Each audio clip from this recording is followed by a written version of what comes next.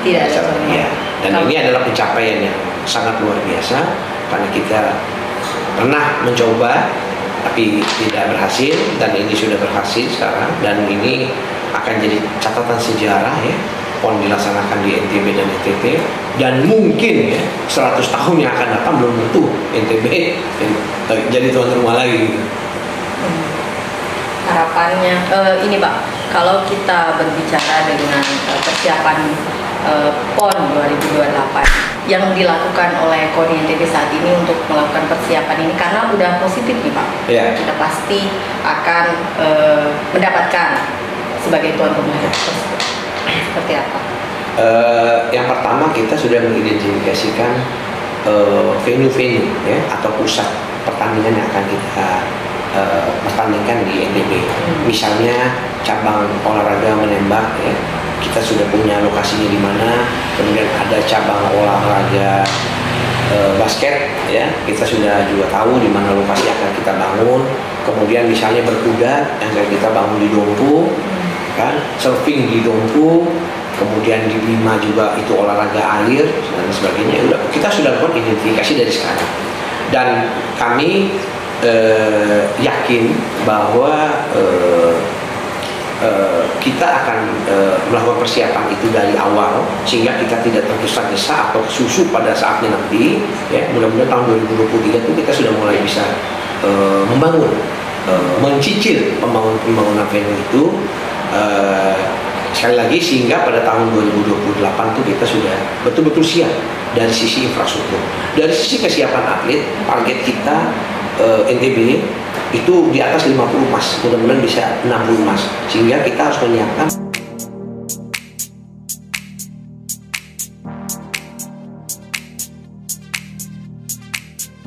Assalamualaikum warahmatullahi wabarakatuh. Apa kabar Sobat Ini Lombok? Berjumpa kembali dengan saya Vinka Andini di podcast Ini Lombok.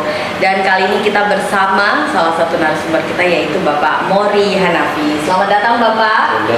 Ya, kita akan membahas banyak hal di sini, dan kita ketahui bahwa beliau adalah Ketua KONI Provinsi Nusa Tenggara Barat saat ini, dan juga aktif di Badan Legislatif Provinsi Nusa Tenggara Barat sebagai anggota DPRD Provinsi Nusa Tenggara Barat masa jabatan 2019-2024. Nah, kita mungkin akan membahas pertama ini Pak, terkait dengan KONI.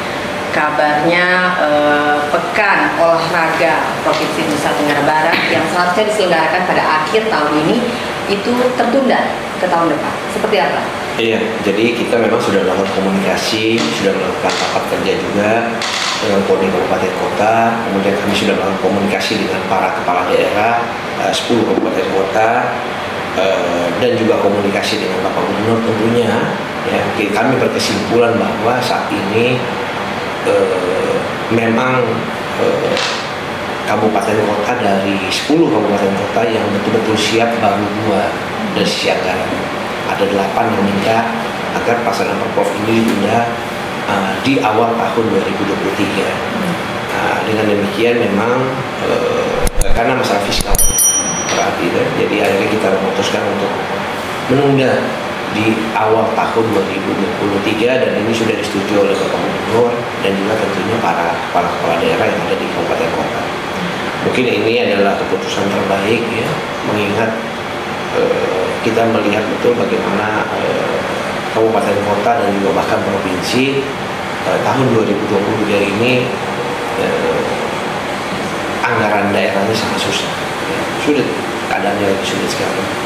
Mungkin berarti itu kendala utama anggaran. Iya, masalah penganggaran. Masalah penganggaran.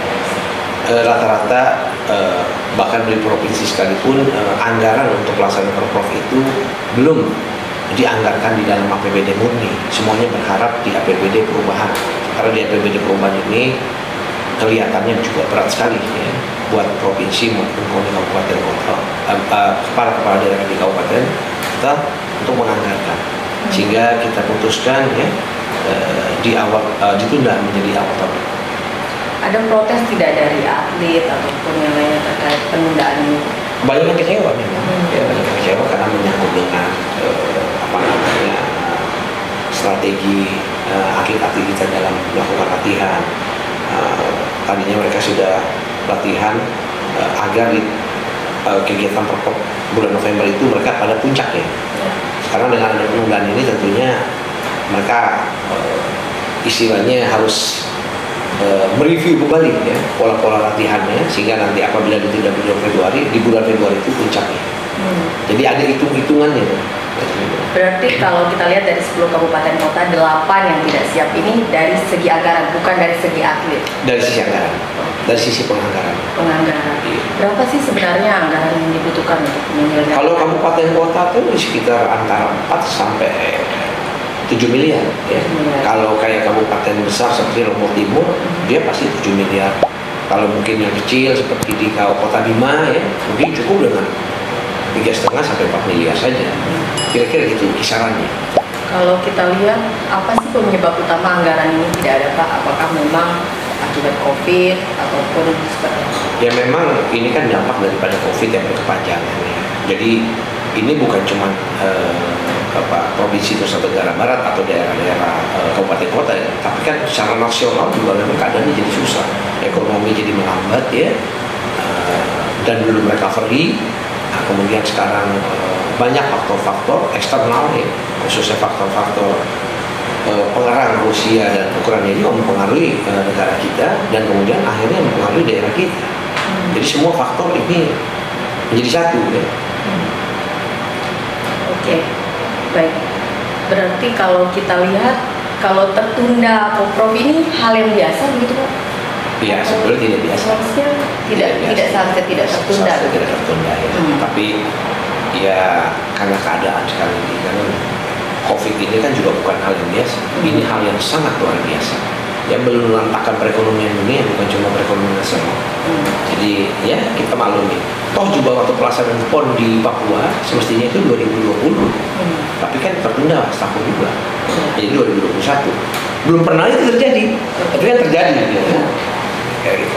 Nah, kalau kita lihat seperti itu, apa bisa kita katakan bahwa masa depan atlet-atlet kita ini memang tidak diperhatikan oleh pemerintah, karena kita lihat saya pikir kasih jauh itu. Tapi kalau memang secara umum anggaran dunia olahraga itu memang minim sekali. Itu secara umum. Ya. Tapi untuk di Indonesia, ya kita nggak usah bicara Indonesia, kita bicara NTB aja ya. Emang minim anggaran pembinaan itu minim ya. Ya, memang karena ruang fiskal pemerintah provinsi, kabupaten kota juga nggak terlalu besar. Berarti memang dari tahun ke tahun anggaran untuk olahraga ini minim untuk pemerintah NTB. Ya secara umum memang minim. Secara umum belum memadai.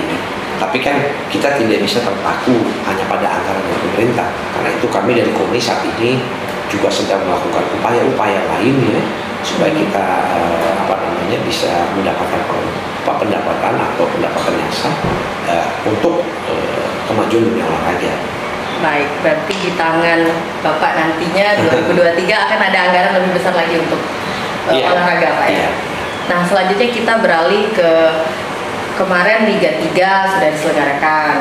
Nah, kabarnya sebentar lagi akan diselenggarakan konser yang diselenggarakan oleh KONI Provinsi Nusa Tenggara Barat. Itu bisa diceritakan sedikit, Pak? Sebetulnya konser ini bagian dari Road to PON tahun 2028, di mana mandatori dari KONI pusat bahwa NTB harus segera menyebarluaskan, ya, memastikan bahwa seluruh masyarakat yang ada di NTB ini tahu bahwa NTB dan NTT akan menjadi tuan rumah bersama tahun 2028. Salah satu caranya memang lewat publikasi seperti kita lakukan konser-konser ini. Kan karena kalau kita keliling kota, keliling kabupaten kota kan akan memakan waktu. Sementara tengah waktunya ini kita lakukan sebelum NTB dan NTT diputuskan menjadi tuan rumah, yang insya Allah akan diputuskan pada tanggal 13 September nanti. Makanya kita berharap publikasinya nanti secara nasional ya, karena selain itu nasional ya, secara nasional itu tersebar luaskan seluruh Indonesia, kemudian juga di NTB juga tersebar luasan, sehingga maksud dan tujuan ya untuk mempublikasikan bahwa NTB dan NTT menjadi tuan rumah itu bisa tercapai dari penyelenggaraan konser itu. Berarti ini bagian dari sosialisasi juga? Betul, bagian dari sosialisasi. Sekaligus juga kita konser ini adalah memperingati Hari Olahraga Nasional, jadi mana kita akan melibatkan seluruh atlet-atlet terbaik kita, pelatih-pelatih terbaik kita di dalam konser tersebut ya, untuk sama-sama. Jadi ini istilahnya pesta olahraga bersama. Kapan nih Pak? Tanggal 10 September. 10 September. Ya. Oke, di mana? Di X Balan Udara Sabang. Ada target masa? Mudah-mudahan bisa 15.000. 15.000 target saat masa. ini sudah hampir 9.000-an sudah membooking tiket. Oke. Harganya terjangkau dong? Ya sangat terjangkau lah. Boleh nggak disebutkan Pak? Ya kalau Sarannya. kita cuma minta supaya biaya-biaya tertutupi ya, kita cuma jual 150.000, nggak terlalu mahal. Ada Slang, ada Ampena, ada Tamyaudia, ya, YouTuber, ya, ada Butterfly nanti akan tampil, banyak band-band. Baik band-band lokal dan juga nasional ya, slankers bergabung lah. Nah, kita berbicara tentang PON 2028. Seperti apa progres saat ini Pak? Progresnya alhamdulillah kita saat ini calon tunggal saja, ya. Ada calon-calon lain, alhamdulillah. Sehingga mudah-mudahan dalam pelaksanaan Rakernasnya nanti ya, tanggal 12-13 mulus NTB dan NTT yang lebih sampai di tuan rumah. Ya. Tidak ada kendala karena nggak ada calon lain. Tidak ada calon lain. Ya. Dan ini adalah pencapaian yang sangat luar biasa karena kita pernah mencoba tapi tidak berhasil, dan ini sudah berhasil sekarang, dan ini akan jadi catatan sejarah ya, PON dilaksanakan di NTB dan NTT, dan mungkin ya 100 tahun yang akan datang belum tentu NTB jadi tuan rumah lagi. Harapannya ini Pak, kalau kita berbicara dengan persiapan PON 2028 yang dilakukan oleh KONI NTB saat ini untuk melakukan persiapan ini, karena udah positif nih Pak, kita pasti akan mendapatkan sebagai tuan rumah tersebut. Seperti apa? Yang pertama kita sudah mengidentifikasikan venue-venue ya, atau pusat pertandingan yang akan kita pertandingkan di NTB. Misalnya cabang olahraga menembak ya, kita sudah punya lokasinya di mana. Kemudian ada cabang olahraga basket ya, kita sudah juga tahu di mana lokasi akan kita bangun. Kemudian misalnya berkuda yang akan kita bangun di Dompu, kan, surfing di Dompu, kemudian di Bima juga itu olahraga air dan sebagainya. Kita sudah lakukan identifikasi dari sekarang, dan kami yakin bahwa kita akan melakukan persiapan itu dari awal sehingga kita tidak tergesa-gesa atau susu pada saatnya nanti ya. Mudah-mudahan tahun 2023 itu kita sudah mulai bisa membangun, mencicil pembangunan venue itu sekali lagi, sehingga pada tahun 2028 itu kita sudah betul-betul siap dari sisi infrastruktur. Dari sisi kesiapan atlet, target kita NTB itu di atas 50 emas, mudah-mudahan bisa 60 emas, sehingga kita harus menyiapkan atlet-atlet terbaik NTB mulai dari sekarang. Nah itu juga mempersiapkan itu bukan hal yang mudah ya, itu juga mempunyai tantangan tersendiri bagi kami ya, tapi mudah-mudahan dengan kerja keras kita semua insya Allah itu bisa berhasil. Jika kita lihat ada berapa, seperti apa nanti pembagiannya untuk NTB dan NTT dalam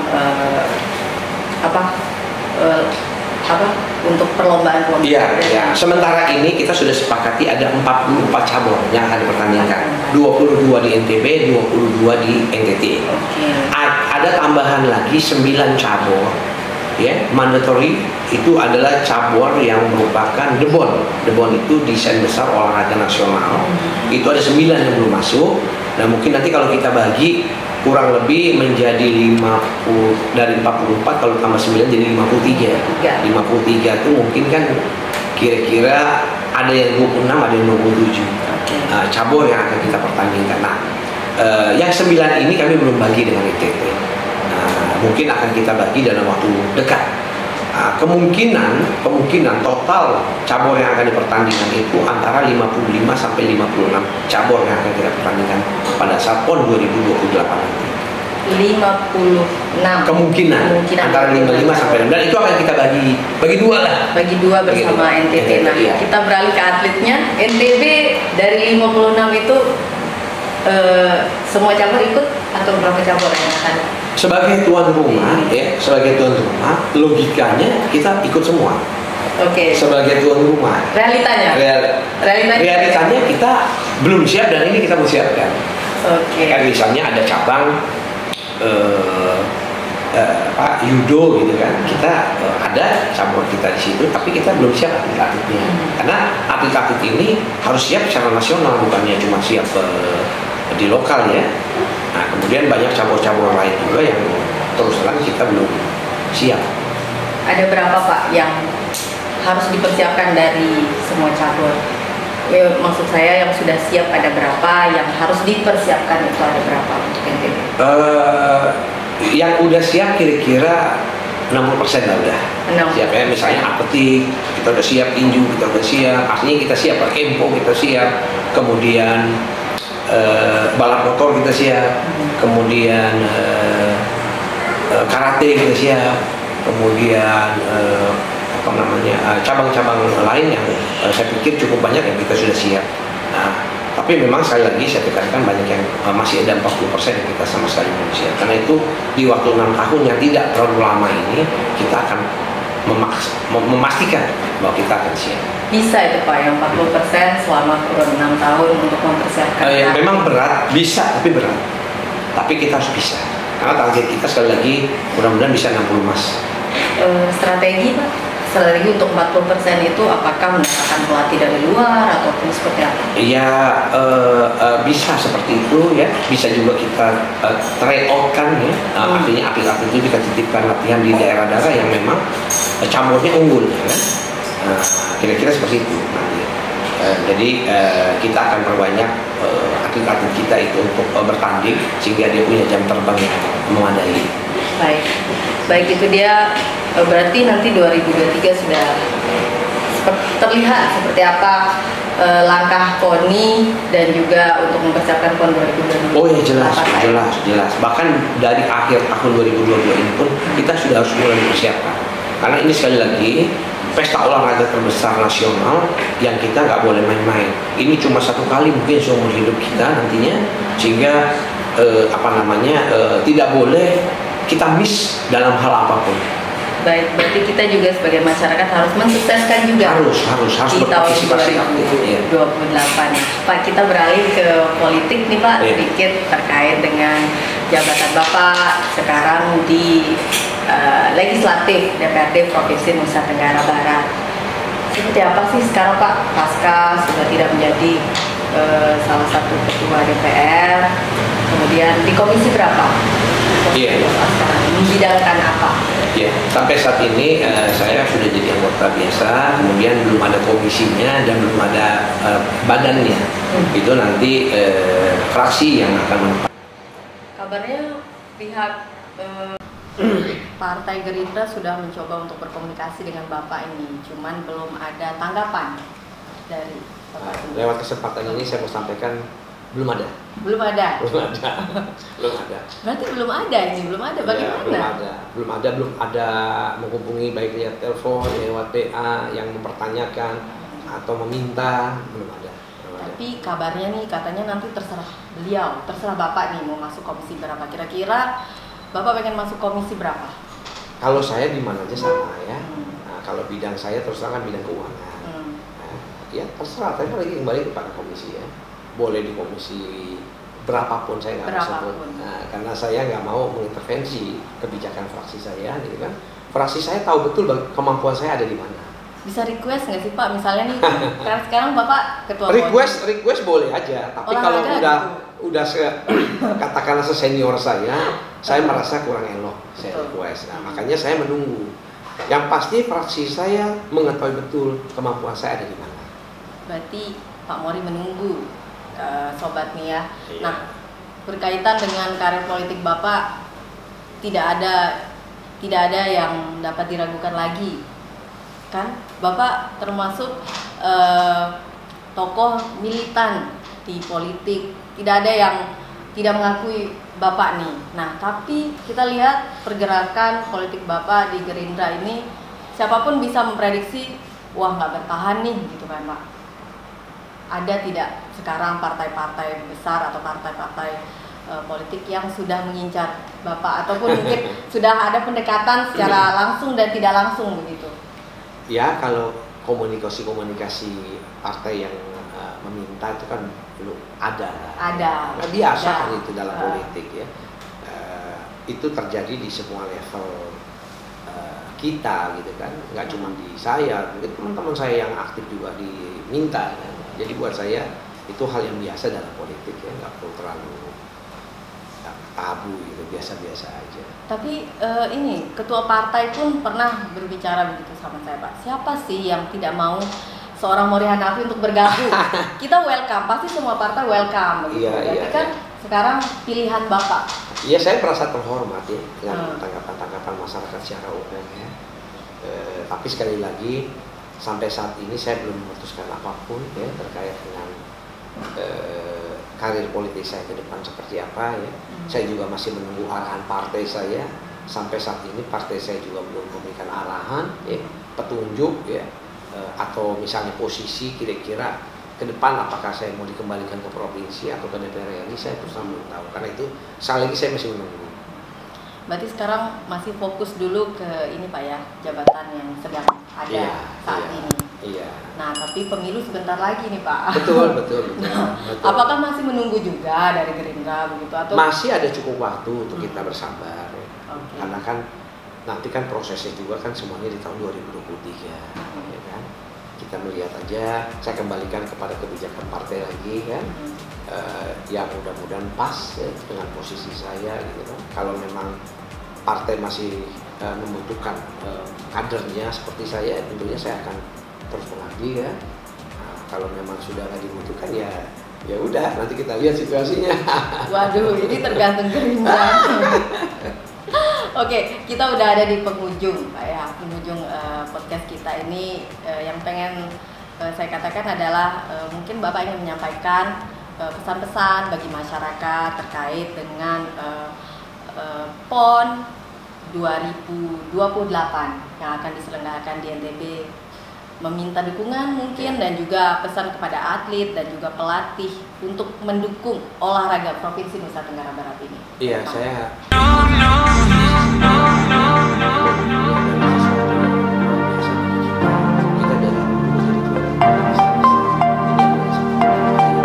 kita bertekad ingin menjadi tuan rumah terbaik sepanjang sejarah, ya kan? Karena itu butuh persiapan yang matang, butuh dukungan seluruh masyarakat, butuh seluruh dukungan sivitas media-media, ya, para tokoh agama, ya, kemudian juga para birokrasi, para kepala daerah, dan tentunya Pak Gubernur, politisi, semua harus bahu-membahu. Semangatnya harus satu, NTB harus menjadi tuan rumah terbaik sepanjang sejarah pelaksanaan PON.